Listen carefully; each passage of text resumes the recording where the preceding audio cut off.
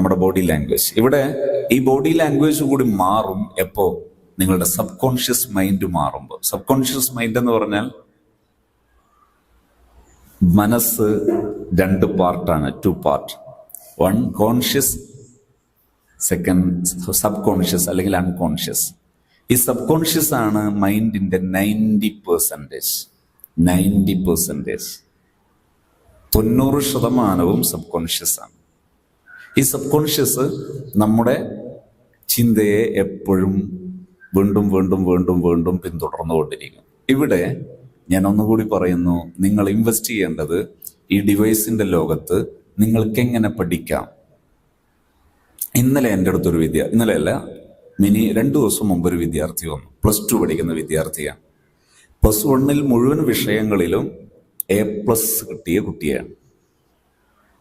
ഇപ്പോൾ അവൻ പ്രധാനപ്പെട്ട 5 മെഡിസിൻ കഴിച്ചുകൊണ്ടിരിക്കുകയാണ്. മെഡിസിൻ ഇല്ലെങ്കിൽ അവന് പഠിക്കാൻ കഴിയില്ല, അവന് സ്കൂളിൽ പോകാൻ കഴിയില്ല. മെഡിസിൻ ഇല്ലെങ്കിൽ അവന് പുസ്തകം വായിക്കാൻ കഴിയില്ല. മെഡിസിൻ ഇല്ലെങ്കിൽ അവന് മറ്റൊരാളോട് സംസാരിക്കാൻ കഴിയില്ല. പനിക്കും, വിറയൽ വരും, തലവേദന ഉണ്ടാകും, ആകെ അസ്വസ്ഥനാകും, ക്ഷുഭിതനാകും. എന്താണ് മോന്റെ പ്രശ്നം? അവന്റെ പ്രശ്നം വളരെ നിസ്സാരമായിരുന്നു. പക്ഷെ അതിന്റെ ബിഗിനിങ്ങിൽ ഫൈൻഡ് ഔട്ട് ചെയ്യാത്തത് കൊണ്ട്, ഇതിന്റെ തുടക്കത്തിൽ അത് കണ്ടെത്താത്തത് കൊണ്ട് കുറച്ച് രൂക്ഷമായിപ്പോയി, സിവിയറായിപ്പോയി. എവിടെയാ പ്രശ്നം? അവന്റെ ലൈഫിലെ അനുഗ്രഹങ്ങളെ അവൻ സ്വയം അംഗീകരിച്ചില്ല. ആ അനുഗ്രഹങ്ങളെ അംഗീകരിക്കുന്നതിന് പകരം നിസ്സാരമായ ചില പ്രശ്നങ്ങളിൽ അവൻ അവന്റെ മനസ്സിനെ ഉടക്കി. അവന്റെ മനസ്സ് നിസ്സാരമായ അവൻ നേരിട്ട പ്രശ്നങ്ങളിൽ ഉടക്കിയതിന്റെ പേരിൽ അതിങ്ങനെ കൂടി കൂടി കൂടി അതിന് കുറെ ഡൈവേർഷനുകൾ ഉണ്ടാവും. ഈ ഡൈവേർഷനുകൾ പ്രശ്നമായി മാറിയതാണ്. അതിൽ പ്രധാനപ്പെട്ട ഒന്ന്, ഏതോ ഒരു സമയത്ത് ഒരു ടീച്ചർ അവനോട് പറഞ്ഞ ഒരു പദപ്രയോഗം അവനെ ഹേർട്ട് ചെയ്തു. ആ പദപ്രയോഗം അവൻ അങ്ങനെ കൊണ്ടു നടന്നു. അതവനെ പിന്നീടൊരു രോഗിയാക്കി മാറ്റി. ഞാൻ നിങ്ങളോട് പറയുന്നത്, നിങ്ങൾ എപ്പോഴും നിങ്ങളുടെ ഗുണങ്ങളിൽ ഫോക്കസ് ചെയ്യണം. പഠിക്കാൻ ഉദ്ദേശിക്കുന്ന നിങ്ങൾ ഫോക്കസ് ചെയ്യേണ്ടത് ഡിവൈസുകളിലെ നല്ല സാധ്യതകളിലാണ്. വേസ്റ്റിന്റെ പിന്നാലെ പോയാൽ നിങ്ങൾക്ക് സമയത്തിൽ ഒരുപാട് പ്രയാസം ഉണ്ടാക്കും, നിങ്ങൾക്ക് നേട്ടത്തിൽ ഒരുപാട് പ്രയാസം ഉണ്ടാക്കും. നിങ്ങൾ തന്നെ തിരിഞ്ഞു കൊത്തിക്കൊണ്ടിരിക്കും. ഈ ഡിവൈസ് എടുത്തിട്ട് നിങ്ങൾക്ക് മനസ്സിലാകാത്തൊരു വിഷയം വന്നാൽ, ഇപ്പോൾ ഒരു ടീച്ചർ അവന് മനസ്സിലാകാത്ത ചെറിയൊരു വിഷയത്തിൽ ആക്ഷേപിച്ചതാണ്, നിങ്ങൾക്ക് എന്ത് ചെയ്യാം? പഴയ പോലെ അല്ല, ഇഷ്ടംപോലെ സാധ്യതകളുണ്ട്. ഇപ്പോൾ ആർട്ടിഫിഷ്യൽ ഇന്റലിജൻസ് റിസോഴ്സുകൾ ധാരാളമുള്ള സമയമാണ്. വളരെ ഡെവലപ്പായിട്ടുള്ള ഇഷ്ടംപോലെ റിസോഴ്സുകളുണ്ട്. നിങ്ങൾക്ക് യൂസ് ചെയ്യാം. യൂസ് ചെയ്തിട്ട് ഒരു ടീച്ചർ നിങ്ങൾക്ക് പറഞ്ഞു തന്നിട്ട് മനസ്സിലാകാത്തൊരു വിഷയം ഉണ്ടെങ്കിൽ നിങ്ങളത് സെർച്ച് ചെയ്യണം, നിങ്ങൾ പഠിക്കണം.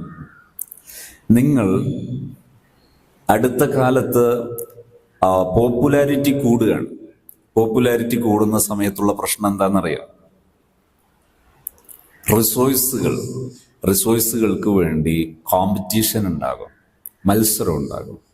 മത്സരം ഉണ്ടാകുന്ന സമയത്ത് ഇവിടെ കൂടുതൽ പേർ പുറന്തള്ളപ്പെടും. കൂടുതൽ പേർ അവരുടെ ജീവിതാവസരങ്ങളിൽ നിന്ന് പുറന്തള്ളപ്പെടും. അതിന് ചെയ്യേണ്ടത്, ഓരോ പോപ്പുലാരിറ്റിയെ കുറിച്ച് വിശദമായി പറയാനുണ്ട്, ഞാനിപ്പോൾ അത് വിശദീകരിക്കുന്നില്ല. ചെറിയൊരു കാര്യം പറയാം. ഇപ്പൊ ഇന്ത്യയാണ് ലോകത്ത് ശ്രദ്ധിക്കപ്പെടുന്ന രാജ്യങ്ങളിൽ ഒന്ന്. ലോകത്ത് ശ്രദ്ധിക്കപ്പെടുന്ന രാജ്യങ്ങളിൽ ഒന്ന് ഇന്ത്യയാണ്. ഇന്ത്യയുടെ പ്രത്യേകത എന്താ? മാനവ വിഭവശേഷിയാണ് ഇന്ത്യയുടെ പ്രധാന വിഭവം. മാനവ വിഭവശേഷി എന്ന് പറഞ്ഞാൽ നാം മനുഷ്യർ, യുവത്വമുള്ള മനുഷ്യർ ഏറ്റവും കൂടുതലുള്ള രാജ്യം എന്ന രീതിയിൽ ലോകരാജ്യങ്ങളിൽ ശ്രദ്ധിക്കപ്പെടുന്ന രാജ്യമാണ് ഇന്ത്യ. ഒരു രാജ്യത്തിന്റെ നേട്ടം ഏതാ? മനുഷ്യരാണ്. മനുഷ്യരിൽ യുവത്വമാണ് ഏറ്റവും വലിയ വിഭവം. ഇവിടെ ഇന്ത്യ രാജ്യത്ത് പോപ്പുലാരിറ്റി കൂടുതലാണെന്ന് തെറ്റിദ്ധരിക്കുന്നവരുണ്ട്. അത് തെറ്റാണ്. നിങ്ങൾ കാശ്മീരിൽ പോയിട്ടുണ്ടോ? ഉണ്ടോ? ഡൽഹി പോയവരുണ്ട്? ഒന്ന് റൈസ് ഹാൻഡ്, ഒന്ന് കൈവക്കാവോ? ഡൽഹി, കേരളവും തമിഴ്നാടും അല്ലാത്ത മറ്റ് സ്റ്റേറ്റുകളിൽ യാത്ര ചെയ്തവർ ജസ്റ്റ് ഒന്ന് റൈസ് ഹാൻഡ് ചെയ്യണം. നിങ്ങളുടെ കേരളത്തിലും തമിഴ്നാട്ടിലും അല്ലാതെ, നിങ്ങളിപ്പോ തമിഴ്നാട്ടിൽ തന്നെ ദിനേന അങ്ങോട്ടും ഇങ്ങോട്ടും തമിഴ്നാടും കേരളവും പരസ്പരം എല്ലാ ദിവസവും സന്ദർശിക്കാൻ സാധ്യതയുണ്ട്. ഈ രണ്ട് സ്റ്റേറ്റ് അല്ലാത്ത സ്റ്റേറ്റുകളിലേക്ക് യാത്ര ചെയ്തവര് ഉണ്ടോ? ഏതാ സ്റ്റേറ്റാ? കർണാടക. ഓക്കെ. എവിടെയാ പോയത്? ഓക്കെ. മൈസൂർ. ഓക്കെ. പാലസ് കണ്ടോ? സൂ കണ്ടോ? Okay okay.